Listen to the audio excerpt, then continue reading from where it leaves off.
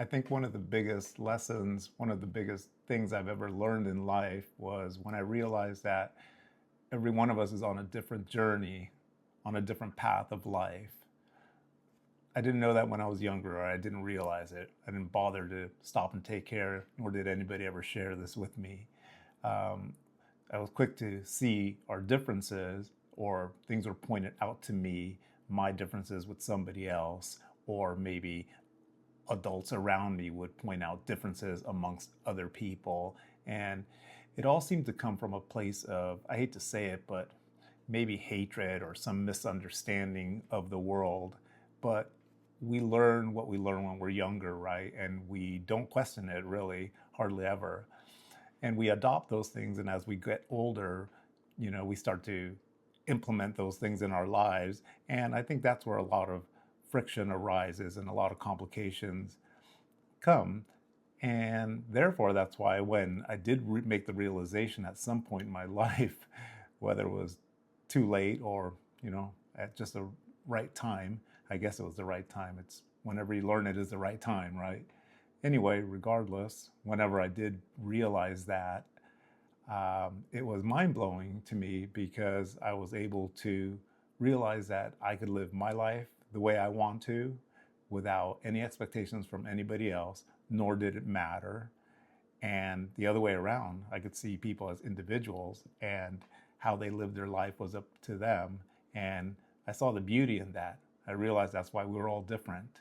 Unfortunately, there's a darker side to that too, because while I think all of us strive to live a happy life, a joyous life, full of highlights and memories, great memories, the opposite of that is true also as far as experiences in our lives. Sometimes, or many times in life, we experience the opposite, right, of happiness and joy and things. And it's the more darker side of life that, a lot of us don't like to talk about, whether it's a little shameful or fearsome, whatever it is.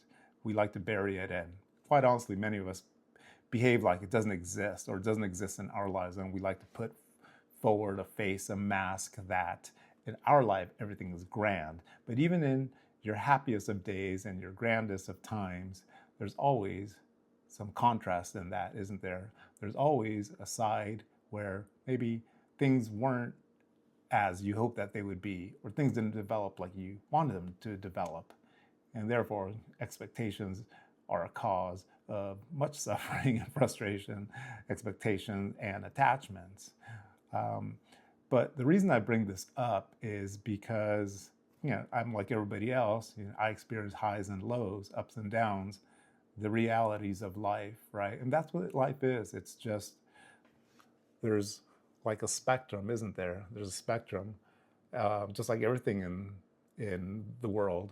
There's temperatures, right? And there's extreme hot and extreme cold, and then everything in the middle. But even cold is an extreme of hot, and hot is an extreme of cold, if that makes sense. And happiness and sadness um, can be viewed as the same, right? Happiness is perhaps an extreme of sadness, and sadness is an extreme of happiness. So the reason I bring this up is I spent a few days in the reason I bring this up is I spent a few days in Southern California. And I just returned. That's why I'm all crispy. Actually, it was gray for a few days. And the day that I went out for a walk, the sun broke free and I wasn't prepared with sunblock or anything. And I ended up looking like a chorizo, like a baked potato. So, but anyway, it was nice regardless. But what I experienced on that walk was a lot of people watching, right? Which I like to do. I think I've always liked to do that. You probably like doing that as well. And when I was walking around, I, just thought, well, I'm not doing too much at this moment except for this, which turned out to be everything, quite honestly, um, as things tend to go in life, right? When you're not looking for things, that's when things tend to arise. And I decided to take a walk. I was in Huntington Beach, of all places, to be exact. And I just thought, I'm not sure what to do around here, so I'll just walk along the beach for a long ways. I walked like, I don't know, like 10 miles that day. Anyway, along my way, I saw humans, I saw humanity just living their life. And I just thought, as I listened to a podcast and something in my ear, by the way, I'm just listening to some music right now, something soft in my ear, a little lo-fi, just so I can vibe and talk right now. So I was listening to a podcast and I was observing everybody in their actions in their everyday lives. And I was trying to make eye contact with as many people as I could and as naturally as I could, right? I wasn't trying to be creepy or anything, but as I approached people, as I always do, I was just walking and, greeting people if they wanted to engage that way. But to my surprise, I found that people weren't engaging that way. Not that day, not, during that moment. And I experience that sometimes in the world. And I understand people are on their own path. They're, absorbed in their own lives. And just because I'm having a great day and I'm out there wanting to greet people and say hi, many times I run into people that, they're not doing that. They're not even aware that I'm passing by. And that's okay, right? But I noticed a lot of it during this trip, kind of everywhere I went, but particularly on this day as I walked around and I tried to make eye contact with people, or at least I was being aware that they were in front of me and I was open and receptive because I believe in the opportunities, right? You never know who you're going to bump into, run into, what the conversation is going to be about, where it could lead to, or just a smile, a friendly gesture. You never know, right? Somebody might be in need of something. So I just stay open to the possibilities of life these days. But I noticed that people weren't engaging that way. And that became apparent after a while, like maybe after an hour of walking and seeing people, that most people were just being a little absorbed in their own world. But many of them looked troubled also, if I could say that. I don't know that for sure, but the energy that they were exhibiting led me to believe that they had things on their mind and that life was a little tough. So I saw it kind of over and over. And so I'm going to go with that because I've lived for quite some time now. And that's what I experience. When people are giving off that energy, it's because things are on their mind, right?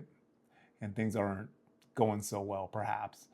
At least that's what's clouding the mind. And those are the thoughts that are swirling around in our heads at that time.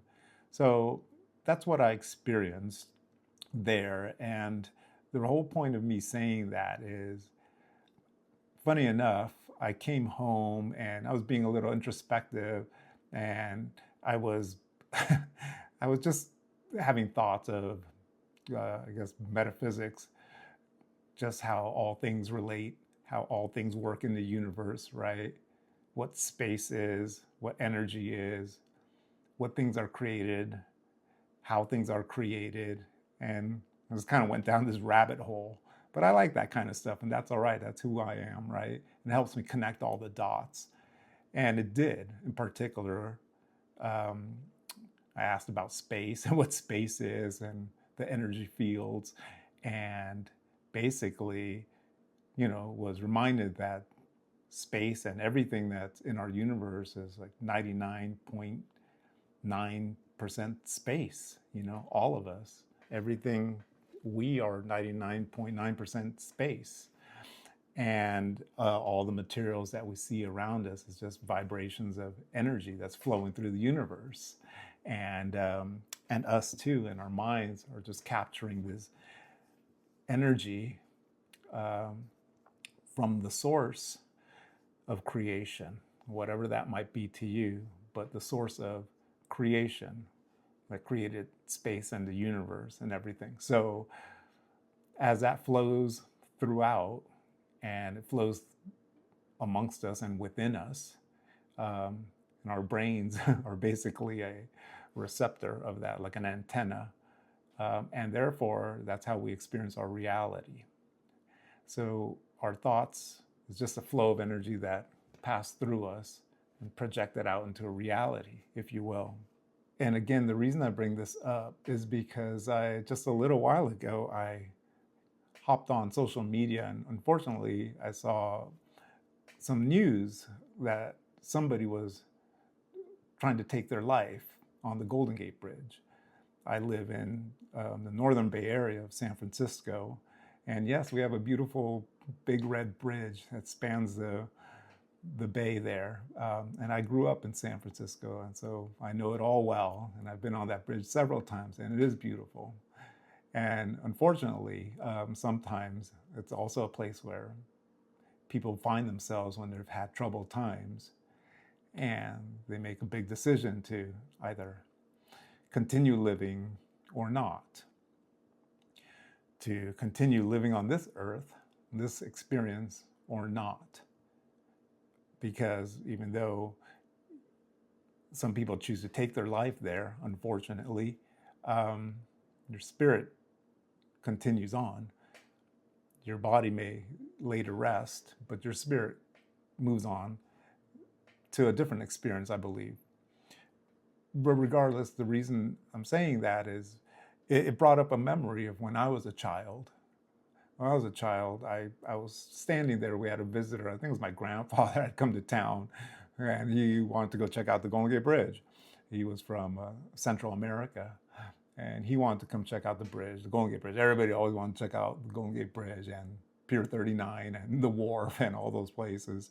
And so, we'd go down there all the time when somebody would come from afar. And therefore, one day we were down there. I still have a photo of that day, actually, somewhere. I wish I had it handy. I'd probably post it at the end of this video. But anyway, I was watching it. I was looking at the Golden Gate Bridge with my father and my other family members, and I saw somebody jump off the bridge. And it looked make-believe. Just slow motion, quiet, just somebody with a light splash in the water, almost like it didn't happen. If you weren't watching, it didn't happen. That's the sad part of it. But it did happen, and I saw it, and so did my family. And so the Coast Guard, because they came rushing out, and unfortunately that individual did not make it, as they were on the news later. And I don't mean to make this heavy, but it's not me that's making this heavy. This is just life, and that's part of life. And it's a sad topic to talk about, but that's the thing. People just really don't talk about what drives people to this state. So if you'll allow me to connect those dots and bring it back, circle around and bring it back, what I discovered now, living more than 50 years on the earth here, on our planet, our beautiful planet, is that life is, like they say, it's comedy and drama, ups and downs. And it's those extremes, right? Pain and pleasure, sadness, happiness. And it's always that, and then everything in between, right? So then there's this bar, this contrasting scale, like on one end it's this, and on the other end it's that. And while I've never been at a point where I want to take my life, and my heart goes out to anybody who ever has, or any person who's ever experienced that themselves, maybe somebody close to them, condolences, because that is a sad tragedy in life. I understand that for sure. And if we could just kind of save one life, I think, we'd all find happiness in that, and joy and meaning and purpose, wouldn't we? So I do know individuals and people close to me that suffer from depression and the things that bring on depression and sadness and loneliness and frustrations and disappointments and all those things that bring you down, that take you to that other extreme of living life, right? So I understand how that can feel. And I have felt powerless before trying to help some individuals in this state. But I was reminded today when I saw that video of somebody trying to end their life at the Golden Gate Bridge today. And it just made me reflect on the last few days and how people seemed lonely and sad. And it's a tough world that we live in today. But I wanted to share that life is tough for many people, for all of us. Just some of us are better equipped to handle situations for one reason or another than others. And no judgment on that. Just we all have different lives, we all have different coping mechanisms, and we all have different experiences. As I mentioned at the start of this, we all have different experiences and we're all on different paths. And I believe that part of our own experiences is to be there for others and to help people, lend a hand, reach out when someone's in need and talk to them, see if there's something they want to share, say hello. I think there was a song a long time ago, I'm dating myself here, but one with Natalie Merchant of 10,000 Maniacs and Michael Stipe of REM. And I think it was called Hello in There. I think that's what it was called, Hello in There. And they're talking about an old man that was walking down the street with hollow eyes, as they put it. And they said, stop and say hello in there.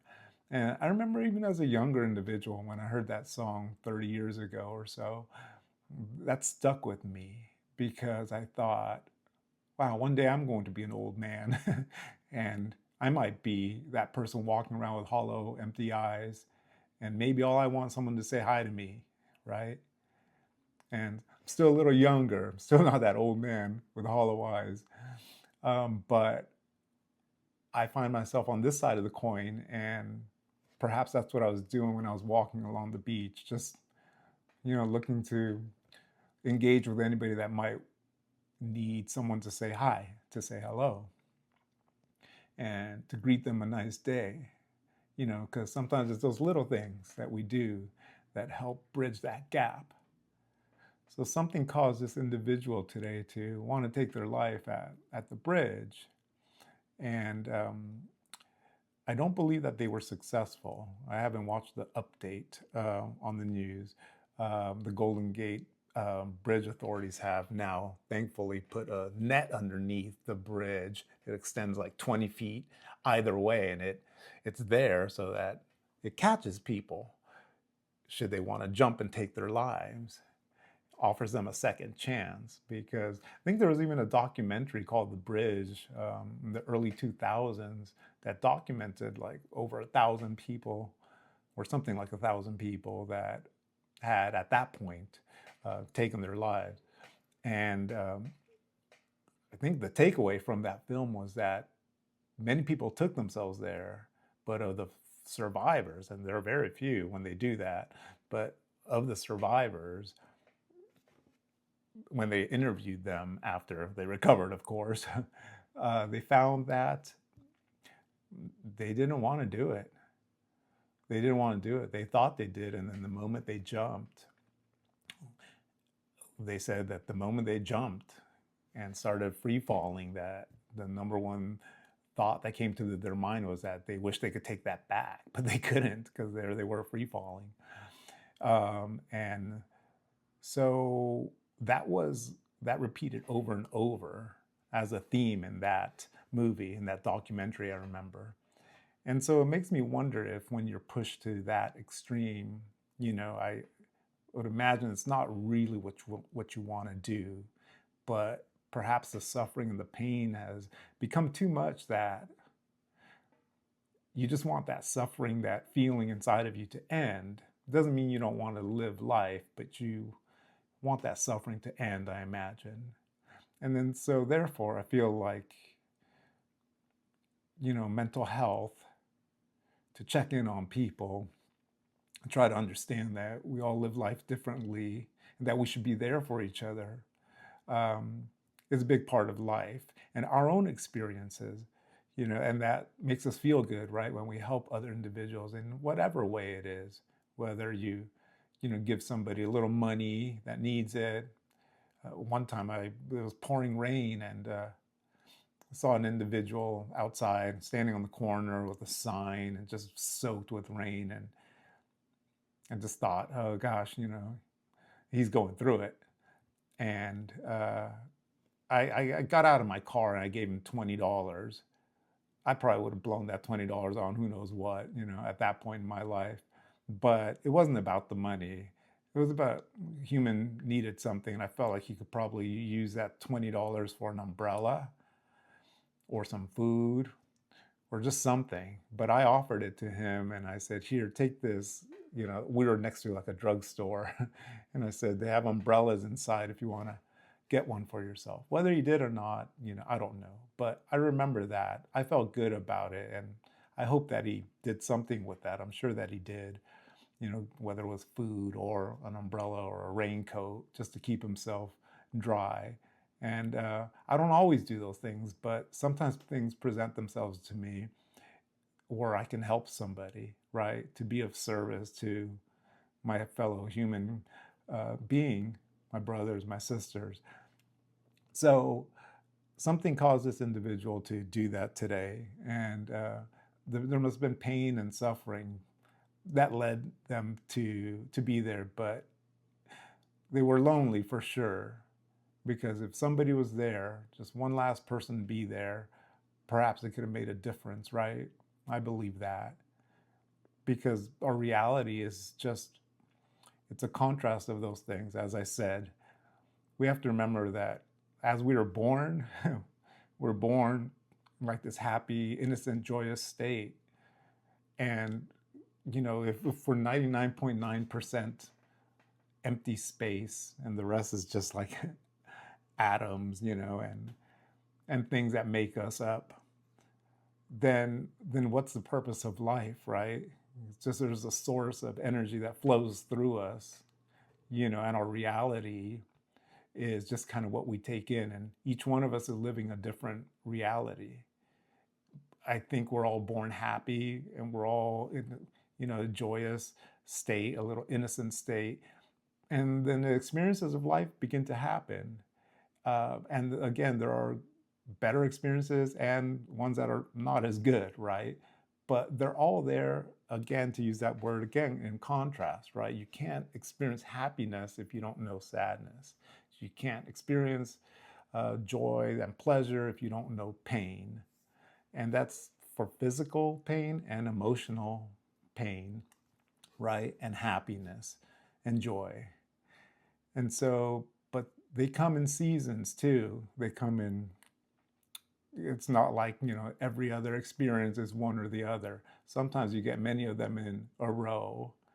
And, and so how we react, how we respond to them is life. That's where our growth happens. That's where experiences develop our character. And at the end of our story, what we do with those experiences, well, is just our experience, right? But when we get stuck kind of in the thoughts and the emotions that something that we deem as bad to happen, we get stuck there in some kind of like negative loop, thinking that, this is it for us, that what we've just experienced is the end, and that's our life and it's terrible now.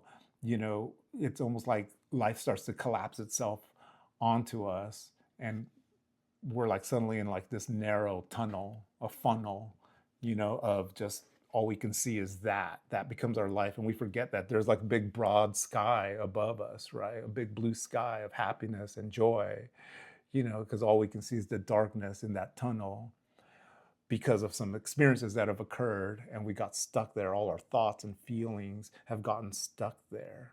So sometimes we just need someone to lift us up and out, right? To help us break that out, break us away from that, and that's where you and I can do that for people. And if you're there, you can seek that out in people. And quite honestly, I have no problem saying that, you want to send me a message to have a talk about something like that. I'm here for anyone that wants to do that. That's the truth. So, experiences are just kind of what we make of them, right? Especially if, I'm not sure how much of this in our reality is really real. It's just energy and energy fields around us and our experiences. So what we experience, things that happen, the emotions that we attach to them, the ideas and the meanings that we give to these things, they can set us on a positive path or on a negative path. But we can control those things, but if we get stuck in a loop, a cycle of negativity, then that creates our reality, unfortunately, and the opposite of that's true. We can all constantly try to work in a happier state and stay there too. But humans need humans. We need people, and we need engagement and interaction to see the beauty all around us sometimes, especially when things get tough. We need that. We need to remember to realize also that this reality that we're living, that there is a source of creation and it flows through us and around us. And we're not alone. We're the same as we were when we were born. We're that same source. And it's that voice that we hear inside our heads too, that we're still there. We've always been there. So if life has clouded some of that, there's a way to uncover that. There is. And so we can be that for other people. And if you are in that situation, if you find yourself feeling lonely, sad, depressed, like things aren't going well, it's not the end. It's not the end. It's never the end. Even if physically you decide to make it the end, it's not the end. Your spirit still survives, and you should give yourself all the chances in this world to experience this life that our source has given us, that our source has allowed us to open up and flow through us. Our source has created us to experience life through our being. And so we are connected to that source of creation, whatever it is, whatever that is, however you understand that. And it's not supposed to end with the thought that things have gotten so bad that we need to end it. We need to be able to identify that there's been a new challenge in our life and there's a way out. There's always a way out. And we're not supposed to do this alone. There's other people, other individuals that can help us. So if you ever find yourself alone or feeling that way, don't give up hope. Things aren't going to be so difficult. Look around you. There's infinite possibilities for humankind to help you out. Believe in the goodness of the future. Believe in the goodness of others. We are here for you. We are here for each other. And anyway, I'm not a doctor or anything like that. I'm not a psychiatrist that claims to know anything about this, but I'm a human and I understand feelings and emotions. And so I feel like I can say something about this. And that's all I wanted to say about it. If you have any thoughts or comments or you want to add anything, go ahead and leave that below. And I'm happy to read that and engage. If someone you know is suffering, reach out to them. If you're suffering and you'd like to talk, go ahead and send me an email. I think my address is there in my info on my page. And I'm happy to read that and continue a conversation with you, just human to human, right? Brother to brother, brother to sister. I'm here for you guys. Anyway, that's all. Thank you and have a good day.